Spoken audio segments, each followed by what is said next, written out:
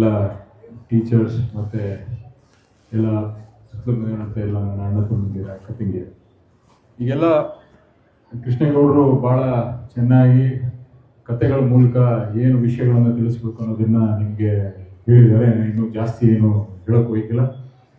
ಒಂದು ಅವರು ಮಾತಾಡಬೇಕಾದ್ರೆ ಯಾವ ಥರ ಕೆಲಸಗಳಿದ್ರು ಕೆಲಸ ತಗೊಳಕ್ಕಾಯ್ತಾ ಇಲ್ಲ ಅನ್ನೋದ್ರ ಬಗ್ಗೆ ಪ್ರಸ್ತಾಪ ಮಾಡೋದು, ಅದು ನಾನು ಅದನ್ನು ಪುನಃ ಹೇಳ್ತೀನಿ. ಅದು ಅವ್ರು ಹೇಳ್ತಾ ಇರ್ಬೇಕಾದ್ರೆ ಒಂದು ನನಗೆ ಒಂದು ಸೇಯಿಂಗ್ ಇಂಗ್ಲೀಷಲ್ಲಿ ಇದೆ, ಅದನ್ನು ಹೇಳ್ತೀನಿ. Tough times create strong men, strong men create easy times, easy times create weak men create tough times. ಅಂದರೆ ಈಗ ಇದು ಕತೆ ಸಾರಾಂಶ ಏನಂದರೆ, ನಾನು ನಮ್ಮ ತಾತ 10 ಕಿಲೋಮೀಟರ್ ನಡೀತಾ ಇದ್ರು ಕೆಲಸ ಮಾಡೋಕ್ಕೆ, ನಮ್ಮ ಅಪ್ಪ 5 ಕಿಲೋಮೀಟರ್ ನಡಿಯೋಕ್ಕೆ ಶುರು ಮಾಡಿದ್ರು. ನಾನು ಬೈಸಿಕಲ್ ತಗೊಂಡೆ, ನನ್ನ ಮಗ ಕಾರ್ ತಗೊಂಡು, ನನ್ನ ಮೊಮ್ಮಗ ಇನ್ನೂ ದೊಡ್ಡ ಕಾರ್ ತಗೋತಾನೆ, ಆದರೆ ನನ್ನ ಮೊಮ್ಮಗ ಪುನಃ ಸೈಕಲ್ ಹೊಡಿತಾನೆ ಅಂತ. ಇದು ಸೈಕಲ್ ಅಂದರೆ easy times create weak men. ಅಂದರೆ ಸುಲಭವಾಗಿ ಜೀವನ ಮಾಡೋದಂಥದ್ದನ್ನು ನಾವು ಕಲ್ತ್ಕೊಬಿಟ್ರೆ ನಾವು ಕಷ್ಟಪಡೋದು ಮರ್ತೋಯ್ತದೆ, ಆದರೆ ವೀಕ್ ಟೈಮ್ಸ್ ಕ್ರಿಯೇಟ್ ಮಾಡ್ತೀವಿ.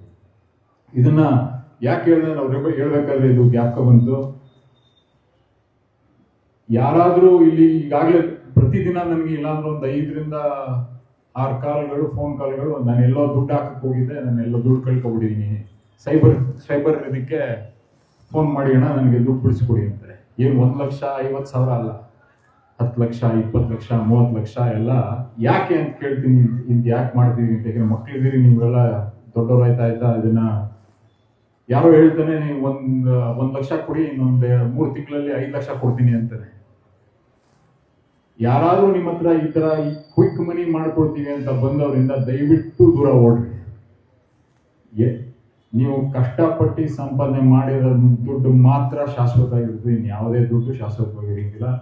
ದಯವಿಟ್ಟು ಮಕ್ಕಳಲ್ಲಿ ಕೇಳ್ಕೊಳ್ಳೋದೇನೆಂದ್ರೆ, ಇಂಥ ಯಾರ್ಯಾರೋ ಬಂದು ಇವಾಗ ಜಾಸ್ತಿ ಈ ಥರ ಸ್ಕ್ಯಾಮ್ಗಳು ಜಾಸ್ತಿ ನಡೀತಾ ಇರೋಂಥದ್ದು ನಿಮಗೆ ಗೊತ್ತಿರೋಂಥದ್ದು, ಅದನ್ನು ನಿಮಗೆ ಹೇಳ್ಬೇಕಂತ ಅನ್ನಿಸ್ತು ಈ ಸಭೆಯಲ್ಲಿ.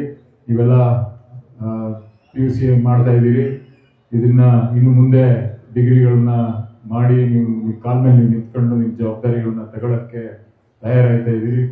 ಒಂದಂತೂ ದಯವಿಟ್ಟು ತಿಳ್ಕೊಳ್ಳಿ, ನೀವು ಯಾರಿಂದಾನು ಕಮ್ಮಿ ಇಲ್ಲ. ಕೃಷ್ಣೇಗೌಡರು ಹೇಳ್ದಂಗೆ ನಾವು ಯಾವ ಕೆಲಸನೂ ಕೀಳು ಅಂತ ಅನ್ಕೊಳ್ಳೋದು ಬಿಡಿ.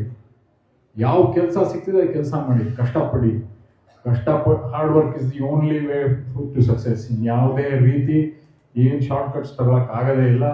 ಅದನ್ನ ದಯವಿಟ್ಟು ಕಷ್ಟಪಟ್ಟು ಮೇಲೆ ಬನ್ನಿ. ನಿಮಗೆ ಎಲ್ಲ ಥರ ನೀವು ಕಷ್ಟದಲ್ಲಿ ಬೆಳೆದಿದ್ದೀರಿ, ಕಷ್ಟ ನೋಡ್ಕೊಂಡು ಹಳ್ಳಿಯಲ್ಲಿ ಬೆಳೆದಿದ್ದೀರಿ, ನಿಮಗೆ ಎಲ್ಲ ಅರ್ಹತೆ ಇದೆ, ಎಲ್ಲ ಶಕ್ತಿ ಇದೆ, ನೀವು ಬೆಳೆದು ಮೇಲೆ ಹೋಗೋಕ್ಕೆ. ದಯವಿಟ್ಟು ಮತ್ತಿನ್ನೊಂದು ಏನು ಹೇಳೋದಂದ್ರೆ, ನಿಮಗೆ ಏನು ಖುಷಿ ಅನ್ಸುತ್ತೆ ದಯವಿಟ್ಟು ಅದನ್ನ ಮಾಡಿ.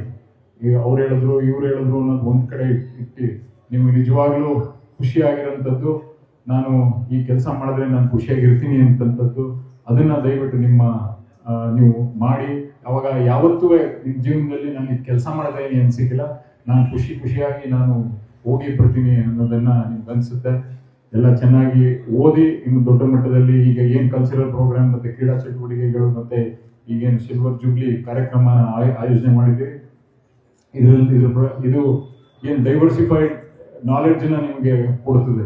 ಈ ಎಲ್ಲ ಚಟುವಟಿಕೆಗಳಲ್ಲಿ ನೀವು ಭಾಗವಹಿಸಿದ್ರೆ ಇದನ್ನ ನೀವು ಹೆಚ್ಚಾಗಿ ಭಾಗವಹಿಸಿ ಅಂತ ಹೇಳ್ತಾ, ನಾವು ಬೇರೆ ಒಂದು ಕಾರ್ಯಕ್ರಮ ಇರೋದ್ರಿಂದ ಅದಕ್ಕೆ ಬೇಗ ಮಾತಾಡ್ತೀನಿ ಅಂತ ನಾನು ಕೇಳ್ಕೊಂಡೆ. ಅದಕ್ಕೋಸ್ಕರ ಬೆಂಗಳೂರಲ್ಲಿ ಒಂದು ಕಾರ್ಯಕ್ರಮ ಇದೆ, ಅದಕ್ಕೆ ಹೋಗ್ಬೇಕಾಗಿರೋದ್ರಿಂದ ಇಲ್ಲಿಂದ ನಿರ್ಗಮಿಸ್ತೀನಿ. ದಯವಿಟ್ಟು ಎಲ್ಲ ಇದ್ದು ಇನ್ನೂ ಮಾತಾಡೋರು ಇನ್ನೂ ಹಲವಾರು ಜನ ಇದ್ದಾರೆ, ದಯವಿಟ್ಟು ಕ್ಷಮೆ ಕೇಳ್ತಾ ನನ್ನ ಮಾತು ಮುಗಿಸಿ. ನಮಸ್ಕಾರ ಎಲ್ಲರಿಗೂ.